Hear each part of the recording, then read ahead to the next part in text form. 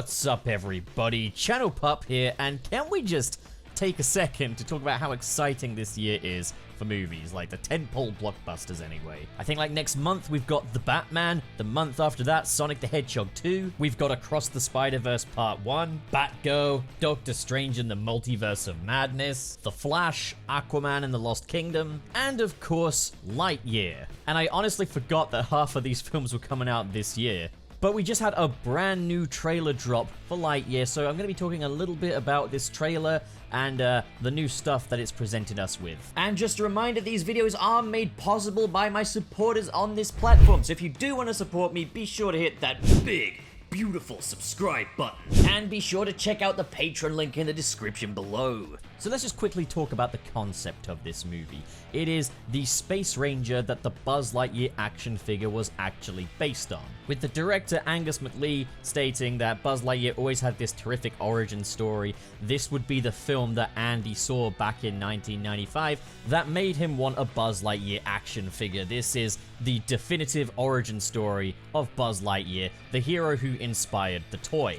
But that wording really gets me thinking, would this be like a biographical thing in a way? Like, this is like the real hero? Because a lot of this doesn't appear to take place on Earth. Did the universe of Toy Story really in like the 1990s have Space Rangers flying around up there? That's quite a bit of world building right there. Also, I'm just gonna say this, the Buzz Lightyear of Star Command erasure is real. This could have been treated as like a reboot of that, man. Like, why do you have to say that this was the film that Andy watched when they already had films dedicated to Buzz Lightyear back then? Wow, I really went squeaky then, didn't I? I'm not really that exasperated about this. But dagnammit, guys, Buzz Lightyear of Star Command, come on now.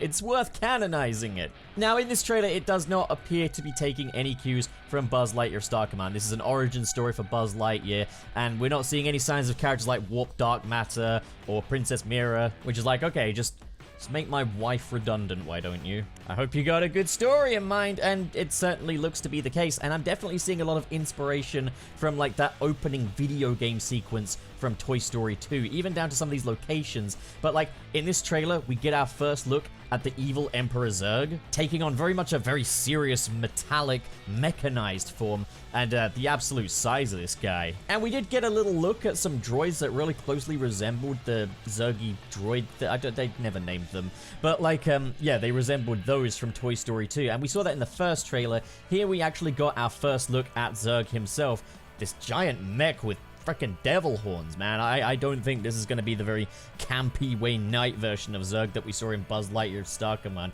Can you tell I'm nostalgic for a show that I barely watched? I saw the pilot movie, and I saw a couple of episodes sprinkled here and there, but I didn't watch it religiously, you know?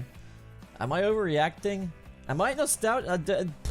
But yeah, like, from the jump, like, we're seeing scenes that look a lot like that video game section from Toy Story 2, which is awesome because that was a really cool stretch of the movie, and I remember, I think everybody at the time was saying, like, oh man, I wish we had a movie that was just like that, and this very much appears to be the case.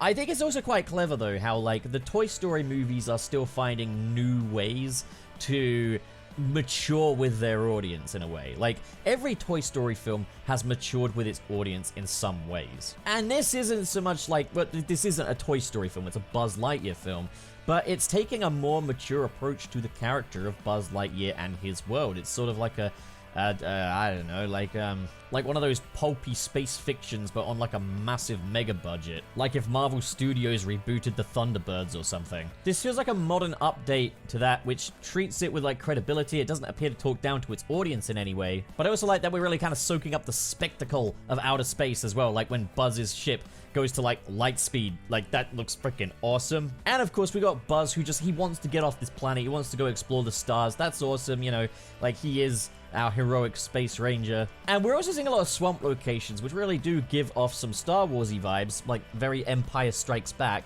Above all else, I just think this was a really genius way of Pixar kind of approaching the sci-fi genre and doing it with a character that we're all familiar with and honoring that character's legacy while diving into this new territory. That's not me saying Pixar have never done sci-fi before. Obviously we got WALL-E, but like, pulpy sci-fi adventure stuff, and I think this has the potential to be absolutely exhilarating. We're seeing a lot of action in this trailer. Unfortunately, we don't see that much of any other characters outside of Buzz, but at the same time, I like Buzz, so who really gives a fuck? But like, for another thing, also Chris Evans playing Buzz Lightyear, so this is obviously not Tim Allen, and this is not the first time this happened. I'm gonna bring it up again. They had Joe Swanson, frickin' Patrick Warburton, doing the voice of Buzz Lightyear. Hey, Peter. Here's a fun little fact about Buzz Lightyear of Star Command. In the pilot movie, Patrick Warburton actually originally voiced Buzz Lightyear in that, but he was later dubbed over by Tim Allen. But because of this, Tim Allen couldn't just do his normal performance, he had to kind of match the inflections and timing of Patrick Warburton, whose performances are always incredibly distinctive. You know, someone else I think would have made a great Buzz Lightyear? Diedrich Bader. He would have been great. He's played Batman in the Harley Quinn TV series and the Batman the Brave and the Bold animated series, as well as playing Rex Kwon Do in Napoleon Dynamite. Very much gives a voice to that all-American beefcake, you know, and I feel like that's very much what Buzz Lightyear is. But here we've got Chris Evans, Captain America himself, voicing Buzz Lightyear, and that's quite a match, as, you know, Buzz Lightyear is basically science fiction Captain America as far as his personality goes. That makes Chris Evans a good fit. If you can play Cap, you can play Buzz. There you go. There you have it. But, like, in the previous trailer, we only heard him say the word "and." Not much to really judge him from there. Here we actually get to hear a bit more of his voice as Buzz Lightyear, and there's definitely a difference. I mean, of course, like why would you cast him if there wasn't going to be any difference between him and Tim Allen? Look, get off my fucking back, alright? Chris Evans does a really good job at bringing a more realistic Buzz Lightyear to life.